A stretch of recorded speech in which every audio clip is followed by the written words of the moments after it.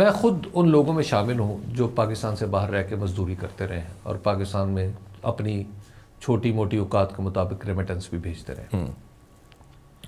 تو دیکھیے یہ بات آپ کی درست ہے کہ باہر جا کے آپ کو پاکستان کے ساتھ کمپیریزن کرنے کی عادت پڑ جاتی ہے, اور باہر جا کے جب آپ کو احساس ہوتا ہے کہ آپ ایک درجہ دوم کے شہری ہیں, لیکن اور پھر آپ کو احساس ہوتا ہے درجہ دوم تو آپ نے کچھ زیادہ بتا دیا ابھی باہر کے ملکوں میں, وہی کہہ رہی ہوں اب تو وہ بھی کہ آپ درجہ دوم کے شہری ہیں. آپ کا جو سماجی سرکل ہے وہ جو متعلقہ جس ملک میں آپ جاتے ہیں وہاں کے لوگ آپ سے ذرا تھوڑا سا ایک فاصلہ رکھتے ہیں, آپ ان کو اپنے اندر وہ آپ کو اپنے اندر نہیں آنے دیتے, اپنی سوسائٹی کے اندر نہیں آنے دیتے.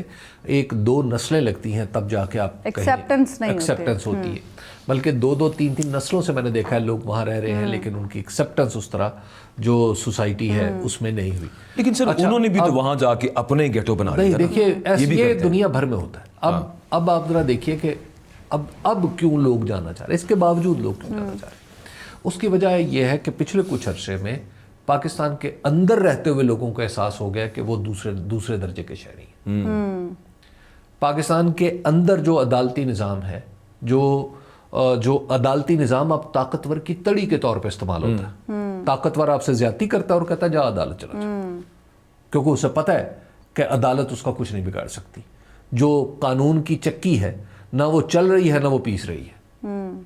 اب یہاں پہ آپ کو دوسرے درجے کا شہری ہونے کا احساس ہوتا ہے.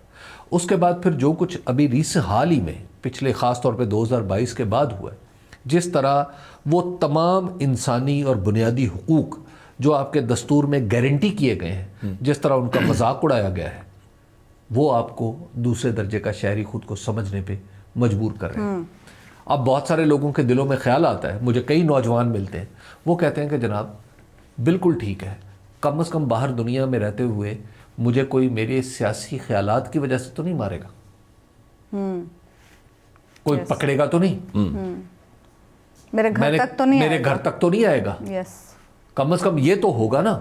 چلیے میں دوسرے درجے کا شہری وہاں بن جاؤں گا, یہاں کون سا میں اول درجے کا شہری ہوں. تو پہلے تو اپنے ملک کے حالات کو ٹھیک کر لیں تو خود بخود چیزیں ٹھیک ہو جائیں گی. اب یہ ڈائلما, یہ پالیسی کا ڈائلما نہیں ہے کہ جی لوگوں کو باہر جانا ہے یا اندر آنا ہے, یہ لوگوں کا انڈیویجول فیصلہ ہونا چاہیے. ہم ٹھیک کرنے لیکن جا اب رہے ہیں. سائیکولوجیکل ڈائلما ہے لوگوں کا, بچوں کا,